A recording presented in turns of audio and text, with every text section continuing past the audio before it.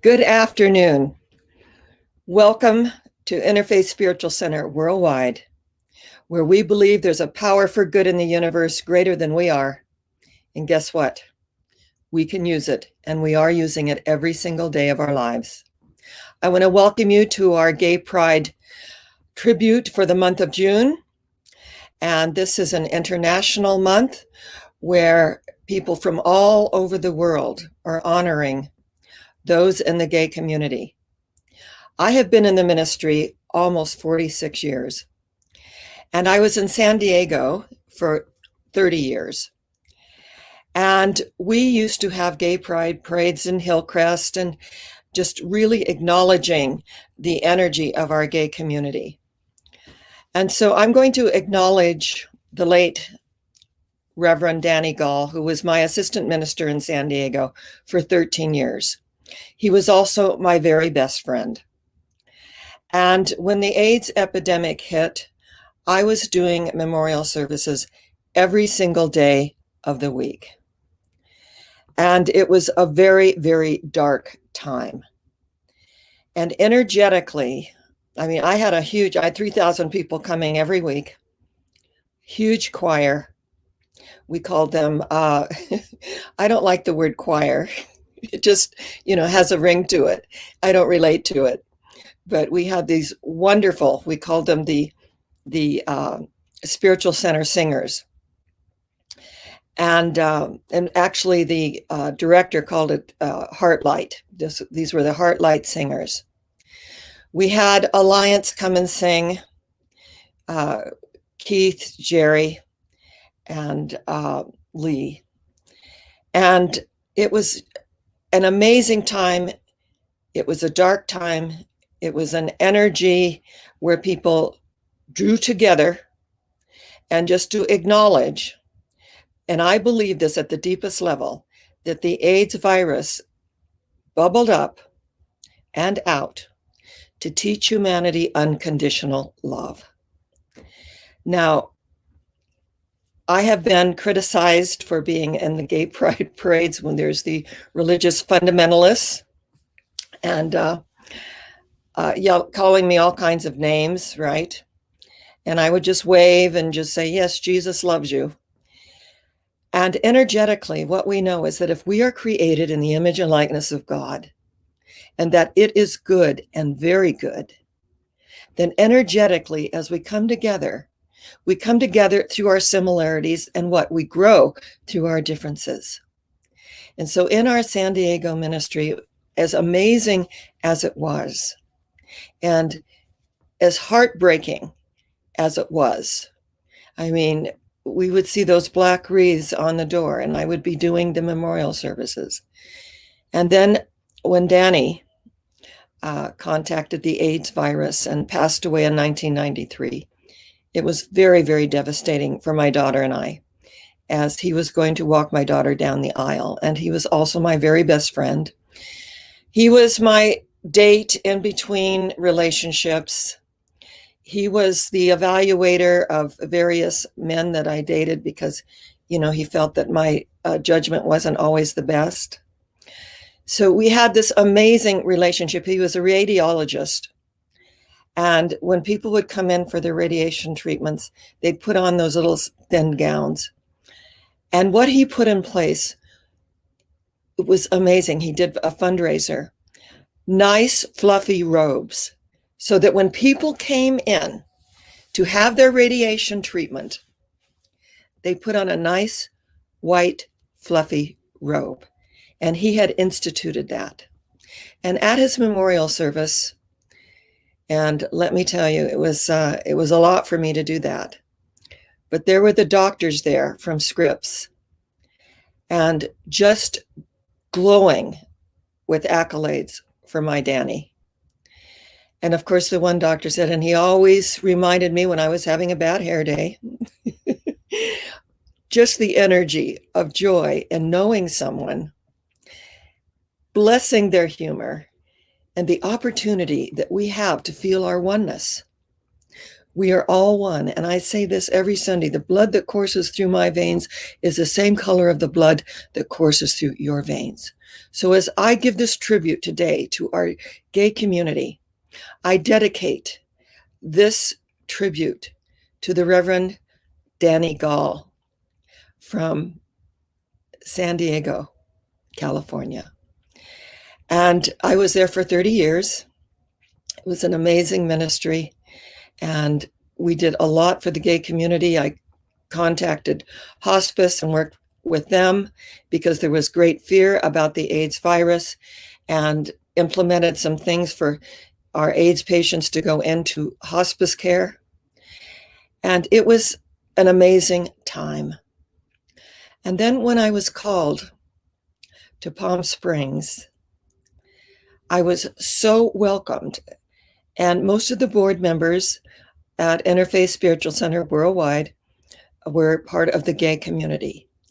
And I want to say that I was so welcomed, and they came and unpacked me. And I mean, my moves are huge. They unpacked me in the home that I bought in Palm Springs, and we just began this amazing relationship. And as we let it unfold, it was, we were able to be part of the Gay Pride Parade in Palm Springs when it was at 9 a.m. And then they changed it to 10, and then they changed it to 11, I think. So I was no longer able to be part of it. But the very first year that I was part of the Gay Pride Parade in Palm Springs, I was late because I was finishing up my presentation at the Camelot Theater, where we met for 15 years. And I was late, so they started the parade, and I had a little 450 SL, and our gang just decorated it to the nines with the flowers and the signs, and, one God, one life, oneness, oneness, oneness. And so the Reverend Dr. Roger Bambanek, who I ordained, was the driver of my car. And then I also ordained Reverend Rich Kress, and we had a practitioner also joining us, and her name was Roberta. And we were running after my car in the Gay Pride Parade, and people were saying, "Dr. Sharron, she's only got a block to go," and I was in like heels, running after my car so that we could jump in and be part of the Gay Pride Parade. You see, I'm wearing this wonderful little banner, and it was given to me on my 35th anniversary in the ministry at the Spa Hotel, where we used to have our wonderful celebrations before it was torn down, and now it's going to be a cultural center. And we were running after, and we finally, reached it, and everybody was applauding that, we reached it. And later we heard from Jenny Vogt that they were saying, I was Lucy, Rich was, part of the energy of Ricky, and then Roger and Roberta were Fred and Ethel, as we were running down Palm Canyon, wanting to get into that car and jumping into that car. And I had my two little Shih Tzus in the car as well, and it was hilarious. And Jenny Vogt, who was on the city council, and I want to really thank Jenny Vogt because she was our bookkeeper for the first couple of years at Innerfaith, and then went into politics and became the mayor pro tem, and really affected a lot of wonderful change in the city of Palm Springs. She said it was so hysterical. And they had, like some video clips of us running down there, wait, and finally jumping into that car and just waving. And of course, the religious right were calling names, and, they do what they do. And he drew a circle that shut me out. Heretic, rebel, a thing to flout. But love and I had the wit to win. We drew a circle that took him in. So when we draw a larger circle and take them in, we do not react. We do not look outside ourselves. We just send out love and compassion. And I just, said, Jesus loves you, and the one commandment. And I know there are a lot of hangups about fundamental religion, But remember that Moses taught the law, and Jesus came in and taught love. And he said, this one commandment that I give you, that you love one another as I have loved you. The ground of being is love. Love is love. Beyond color, race, creed, sexual orientation, and political affiliation. Love is love. And as we acknowledge this and we come together in this recognition of our oneness, as we come together and allow this energy to move in waves of light, that remember what Tesla said, that if we want to know the secret of life and the universe, then we think in terms of energy, vibration, and frequency, and that we're not always going to vibrate at the same frequency. It's not good, it's not bad. As Fritz Perls said, I am not in this world to live up to your expectations. You are not in this world to live up to my expectations. I am I and you are you. And if by chance we find each other, it's beautiful. And if not, it cannot be helped. We may not be vibrating at the same frequency.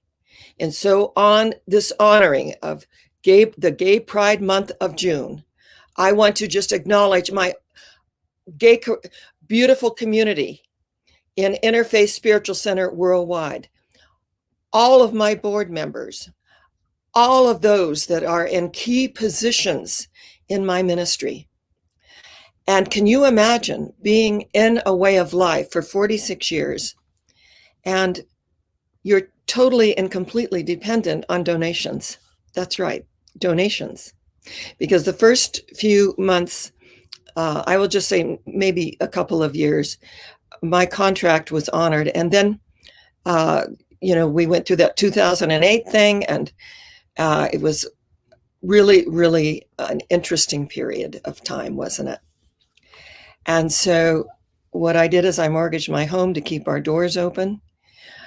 Our gay community came forth to do the volunteering. I want to acknowledge each and every one of you. I want to acknowledge the Reverend Dr. Roger Bambanek, who are ordained 15 years ago, who stepped up to the plate. I want to acknowledge the Reverend Mike Berger, who used to go to storage, bring all the things from storage to the Camelot Theater. And we set up at the Camelot Theater our whole platform and our stage.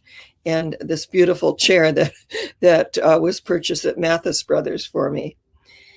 I want to acknowledge the Reverend Linda Orrick, who I also ordained 15 years ago, who was my personal assistant, who went over and above what anyone would do.